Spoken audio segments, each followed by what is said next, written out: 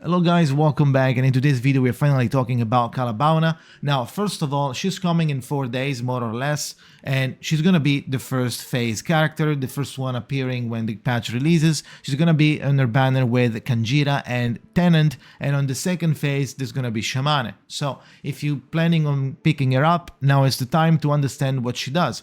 If you want or need more information, want to see more gameplay, you have more questions after the video, you can come to my stream on twitch.tv/Jakazin and come live and ask whatever you want to ask, okay? So let's go ahead and understand what KAALAA BAUNAA does, okay? First of all, let's start by saying that she's a very AP greedy DPS. She's a mental mineral DPS, and she could be seen as the counterpart or the replacement, so to speak, to Eternity.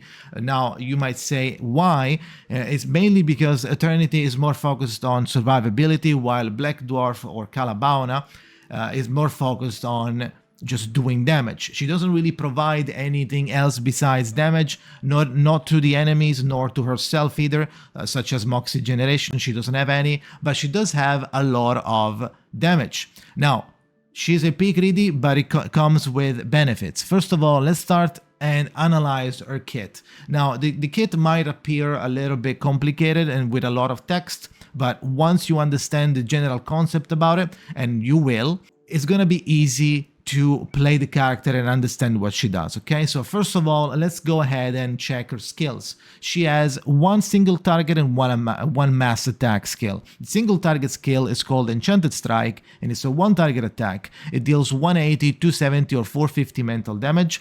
Once you activate it, you gain either 1, 2 or 3 of Saturn, which is a planet. You will visually see it in game. Every Saturn gives you penetration rate. The penetration rate value doesn't really increases with the level, but the number of planets generated does. So keep that in mind for later. That said, move on to the mass attack, which is Mythical Meteors. It's a mass attack, deals 135, 200 or 335 mental damage to 2 enemies, and you gain a different planet this time called Mars. It's going to be visually represented by a red planet, a red ball, a red dot. Now, every Mars that you get gives you leech rate that doesn't increase with the level of the card, but the number of planet does. So if you cast at a level 3, you will get 3 Mars. Now, with this in mind, let's go ahead and check the ultimate. Now, the ultimate is Ultimate Perfection. It's a one target attack, and after you cast it, you remove all the planet and you deal 600% mental damage and gain 2 full moon, which means that every planet that you collected is going to be erased and is going to be replaced with 2 full moon that increase incantation might by 6% each, right? Now, so far, you've only been accumulated planets and using them on the ult, right? Now, but what do you do with these planets? That's where her insight comes into play, because then that's where partially the complicated part appears. The insight is called Star Bending and adds new buffs that you get while having those planets, right? So Insight 1 adds one new mechanic, which is a different divination depending on the planets that you have, and depending on which planet it is, you will get 3 different divination: Saturn divination, Mars divination, or full moon divination. Now, if you have 1 planet, it works, but if you have 2 or more, the effect stacks depending on the number of the planets, okay? So if you have 2 Saturn and 1 Mars, you will have 24 penetration rate and 12 leech rate, or vice versa. If you have more Mars, if you have 3 Moon, you will have 36% incantation might, right? Now, the full moon is basically coming only from the ult, so it's going to be a little hard to get 3 of, but it is definitely possible with certain gimmicks. Now, let's go ahead and check Insight 3, because her Insight 3 is where the kit reaches completion, right? So, depending on the planet that you have on you, when you use your ult, you're going to eat them all, right? So, depending on the amount of which planet was the most eaten, you will gain a follow-up attack cast at the end of the turn after you do the ult, depending on the planet that you ate the most, right? So if you eat 1, 2 or 3 Saturn, Saturn is the majority of the planet that you ate, you're going to immediately cast Enchanted Strike as a follow-up attack. If Mars was the most eaten, now instead of Enchanted Strike, you will be casting Mythical Meteors automatically as a follow-up attack right after. If instead the full moon was the planet that was the most eaten, now you are getting Empowering Condition 2 for 1 or 2 rounds depending on how many planets you ate, okay? Now, Empowering Condition, it's Empowering Condition 2, which means that 2 of your cards are going to get increased in level.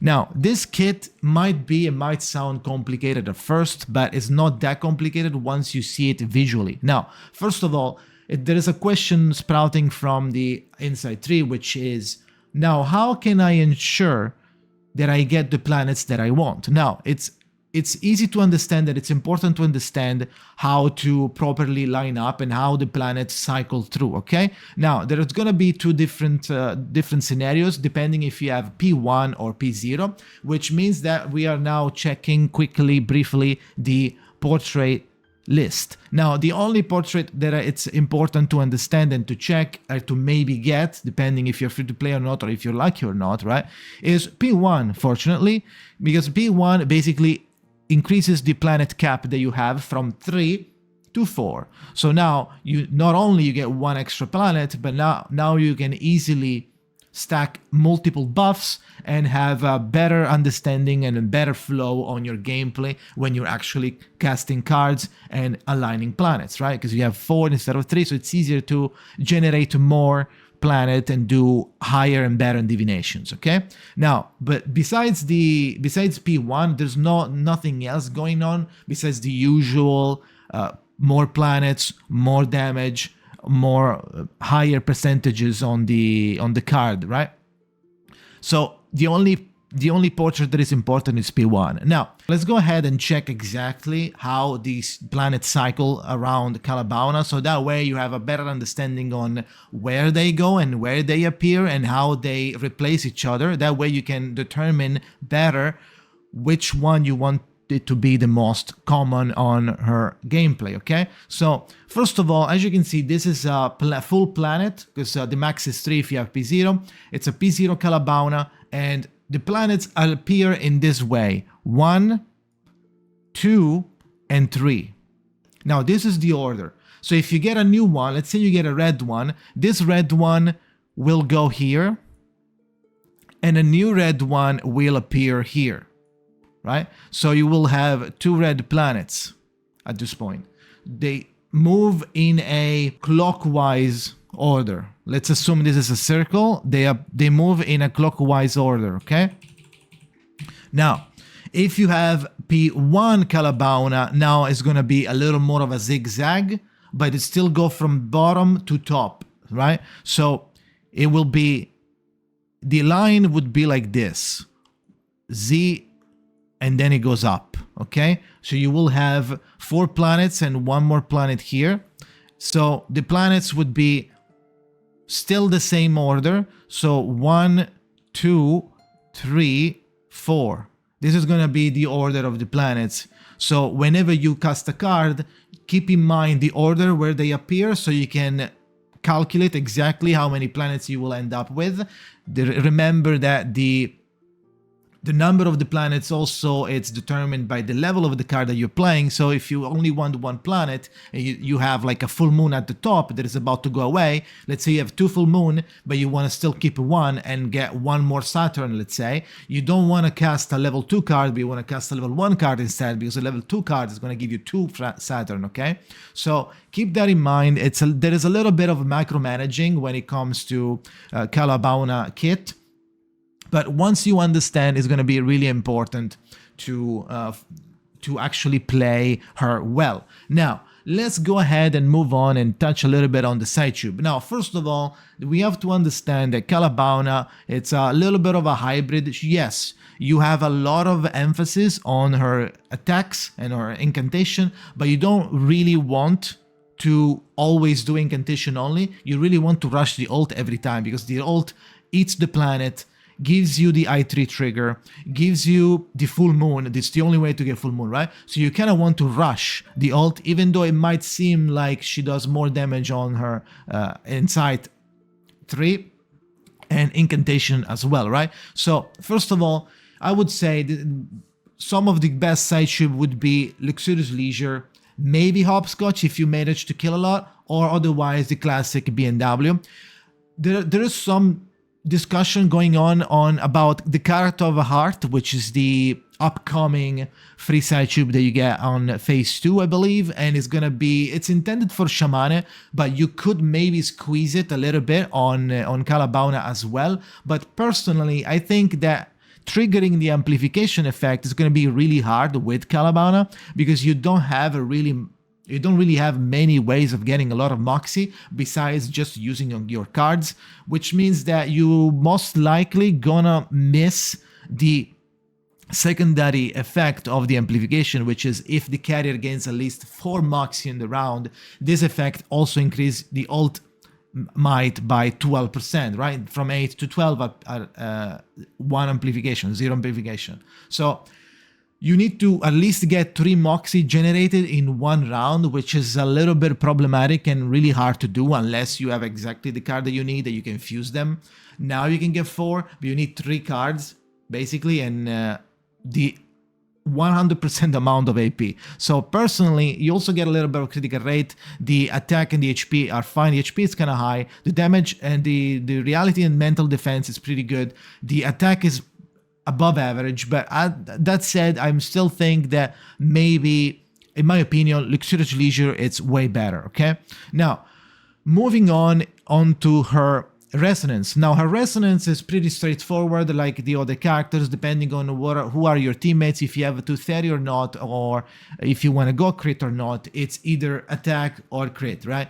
You can usually, yes, you can do an hybrid and you can do a little bit of a survivability spin on the resonance, or you can do a hybrid between attack and critical. But at the end of the day, is the usual stuff. Here they are. You can copy whatever you want. You're still gonna be fine. Okay. Now that said, let's move on and touch a little bit on the teammates. Now, since we started and we always talked about how KAALAA BAUNAA is very AP greedy, not many teammates are perfect for her, but that said, it just depends on how many cards you have, if it's a 3-man or a 4-man party, and how AP greedy you want KAALAA BAUNAA to be. Because if you don't want to be super AP greedy, you always leave maybe 1 AP, you can maybe squeeze a little more amount, like a little broader amount of variety of supports. But let's say if we want to actually get the best partner for KAALAA BAUNAA, in case you picked him up, it's Pickles. Pickles is very, very good for KAALAA BAUNAA because he can provide a dispel, it doesn't want to play every turn. When he plays a card after he stayed AFK, he gets 2 mocks instead of 1 because of the passive. When you do the ult, you get plus 30% damage to your allies. So having Pickles with KAALAA BAUNAA is probably the best scenario that you can choose, right? Because Pickles provides a lot of value while at the same time not using any AP almost, right? So that's going to be very important. But if you don't have Pickles and you want to pick up someone, maybe you have AnAn Lee. AnAn Lee, it's an okay support in the sense that like she really wants to play a little bit, right? So you're going to have to squeeze a little bit of AP for her, right? So it's not like the best option. The only best option realistically, it's only Pickles. The others only work perfectly fine, but you're gonna have to decide sometimes to play their cards instead of KAALAA BAUNAA's, right? So that said, if we are talking about okay supports, now we're accepting the fact that sometimes we're gonna have to lose some AP. Now at this point, AnAn Lee or Voyager or Regulus or Sonetto, there's many options now. There are like a little more broader options for you, for your team, depending on what you need. Of course, all of these characters need to play a little bit, especially Voyager, right? Like I wouldn't recommend Voyager unless it wasn't like really, really good, right? You could potentially run Voyager even though it's a little iffy. I don't really like doing that. Like it makes sense because of the of the counter. You can get counter and sturdiness in 2 seconds, and then you can eventually perform 3 action and get the currents ensemble down. And if you have I3, you also get the seal. So you have a lot of CC on the enemies. The enemies are not going to attack you, and you don't have to heal as much, which means that you have extra AP on a bigger uptime, right? So even those characters that might not seem as good AP wise, they still have potential if you play correctly, okay? Now, you can also argue that you could use Regulus with KAALAA BAUNAA, which is fine, which is understandable because of the dodge and the fact that she doesn't want to play every other turn because of the I1. But if you really want to play her, then get her to I3 as well. So every time you remove Restless Heart, you get 1 Moxie, which is basically helping you in the AP saving, right? Because you get more Moxie, you don't have to do the cards, but you still get to the ult somehow, right? By not playing the video game. Now, I don't think there is anything else to say. Let me know if you have any other questions. If you do, please leave a comment. Otherwise, come to my stream on twitch.tv/Jakazin and ask me there. Also, if you want to see some gameplay as well from the CN version. So, thank you for watching and see you next time.